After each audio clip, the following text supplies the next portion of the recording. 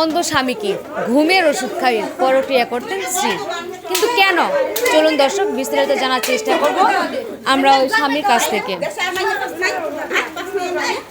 ভাইয়া, এই যে আপনার বউ আপনাকে ঘুমের ওষুধ খাইয়ে এই যে পরক্রিয়া করতো, আপনি কিভাবে টের পেলেন একটু বিস্তারিত বলেন। কি করবো বইনে, সরম লজ্জার কথা। আমি তো জানতাম যে আমার বউ আমার খুব ভালোবাসে, সব সময় আদর করে, আর আল্লাহ দিলে আমার টাকা পয়সা ধন দৌলতের তো অভাব নাই। তা আমার বউ আমার কইতেছে কি, শুনো তোমার তো সবই আছে, তো তোমার শরীর স্বাস্থ্যটা তো একটু ভালো করা দরকার। আমি কই কি কও, শরীর স্বাস্থ্য হইলো আল্লাহর দান, আল্লাহ যা দিচ্ছে তাই তো হইব। কই না শোনো, মানুষেরও চেষ্টা থাকা উচিত। তাইলে আমি কই কী করবো, কয় শোনো আমি কয়টা ভিটামিনের বড়ি আইনা দেই, তুমি এইটা নিয়মিত খাইলেই আল্লাহ দিয়ে করলে দেখবো যে তোমার শরীর স্বাস্থ্য ভালো হয়ে গেছে। তা আমি প্রথম বুঝবার পারি নাই যে আমার বউ তো আমার ভিটামিনের বড়ি খাওয়ায় না, আমার ঘুমের বড়ি খাওয়ায়।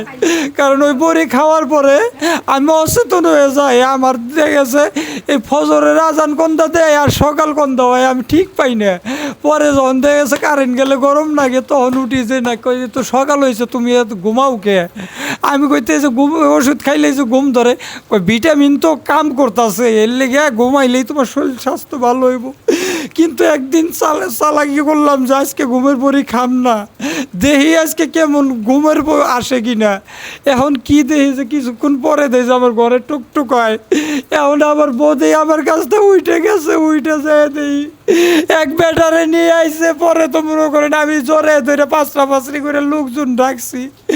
এখন এই আরাম বাচ্চা আরামজাদা কই যে আরামজাদা দেখতেই পাচ্ছেন অসহায় এই ব্যক্তি, কোনো কিছু করতে পারতেছে না, শুধু নীরবে শুয়ে যাচ্ছে। আর হচ্ছে গিয়ে কি আর বলবো, আচ্ছা একটু সাইড দেন আমাকে। এই যে আপনি একটু সামনের দিকে আসেন, এদিকে তাকান। এই যে আপনি কতদিন যাবত আপনার স্বামীকে এভাবে ঘুমের ওষুধ খাওয়ান?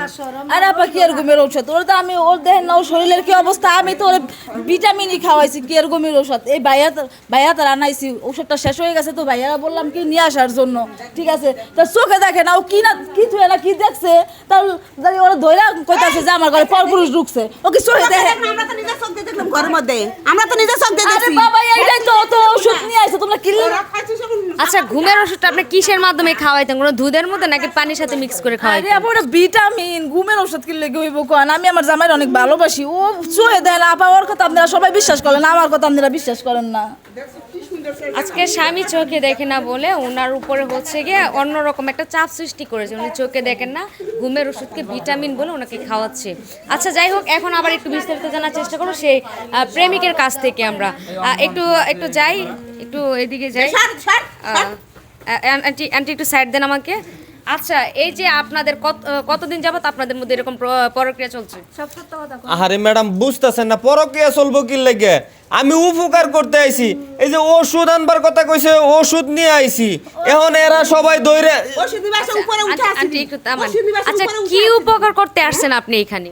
উপকারটা ওই যে ভাবি কইলো যে আমার স্বামী অন্ধ, দিন দিন হুকায়া যাইতেছে গা, ভিটামিন ওষুধ এনে দিবার লাগে। ভিটামিন ওষুধ এনে দিলাম, এখন খবর লইবার আইছিলাম। আচ্ছা ভিটামিন ওষুধ নিয়ে আসছেন ভালো কথা, কিন্তু উনি চোখে হয়তো দেখে না, কিন্তু এমন তো না যে উনি কথা বলতে পারে না, বা উনি হচ্ছে গিয়ে যে মাথায় সমস্যা, এরকম তো না। কোনটা ঘুমের ওষুধ কোনটা ভিটামিন আমি মনে করি উনি ভালোভাবেই জানে, তাই না? কিন্তু আপনি ভিটামিন ওষুধ আনছেন ভালো কথা, কিন্তু আপনি এই যে কিসে জানে আওয়াজ উনি পেয়েছে, সেই জন্য আপনাদেরকে হাতে নাতে ধরতে পারছে। আসলে কথাটা আপনারা অন্ধ মানুষের কথা বিশ্বাস করেন। আর উনি বা কেন ওষুধ আনতে যান? উনি তো আরে ভাই, রাহেন, একদম কথা পরে কথা বাসা, আর আমরা ওষুধ আনি দিলে আমরা দিব, উনি দিবে কেন? হ্যাঁ, একদম পরে বাসা ওনার। কথা একদম ঠিক। আপনি অন্য গ্রাম থেকে এসে এই গ্রামে কেন ওষুধ দিবেন? ওনাদের সেবার জন্য ওই যে আশেপাশে প্রতিবেশী আছে, তাহলে আপনাকে কেন কষ্ট করতে হবে? ওই যে আমরা পোলাই আসল না, আমরা পোলাই আসল না, ওরা তো হেড দেবো, আমার পোলারে কইতে পারে নাই। তাহলে ও যদি আরেক গ্রামের বেটা লয়ে এসে ঘরের মধ্যে ঢুকে থাকবে, হ্যাঁ আনছে ওষুধ, তাই না? আহারে ধরেন ধরেন। মানে এখন উনার জায়গায় যদি যতটুকু আমি জানতে পারলাম বুঝতে পারছি উনার জায়গায় যদি কোনো একটা সুস্থ ব্যক্তি থাকতো তাহলে আসলে এরকমটা করতো। উনি হয়তো চোখে দেখা না, কিন্তু উনার মধ্যে যে একটা ক্ষোভ রয়ে গেছে, উনার স্ত্রী নিজের স্বামীকে রেখে পরকীয় প্রেমিকের সাথে নিজের ঘরে লিপ্ত, আসলে কাজটা একদম ঠিক করেনি। আর এই ভিডিওটা সম্পূর্ণ আমাদের বানানো, শুধুমাত্র আপনাদেরকে সতর্ক করার জন্য। আপনার যাই হয়ে যাক না কেন, আপনার বিয়ের আগে কিংবা বিয়ের মানুষের অ্যাক্সিডেন্ট হতেই পারে, বিপদ আপদ মানুষের মধ্যে হয়, কিন্তু সেক্ষেত্রে আপনাদেরকে মানিয়ে নিতে হবে যেন আপনাদের সংসার সহ আপনারা নিজেরা ভালো থাকতে পারেন। কখনো এরকম ভুল কখনো নিজেরা করবেন না এবং মানুষদেরকে হাসাবেন না, তাতে নিজেরা কলঙ্কিত হবেন, মানুষের কাছে ছোট হবেন। ধন্যবাদ সবাইকে।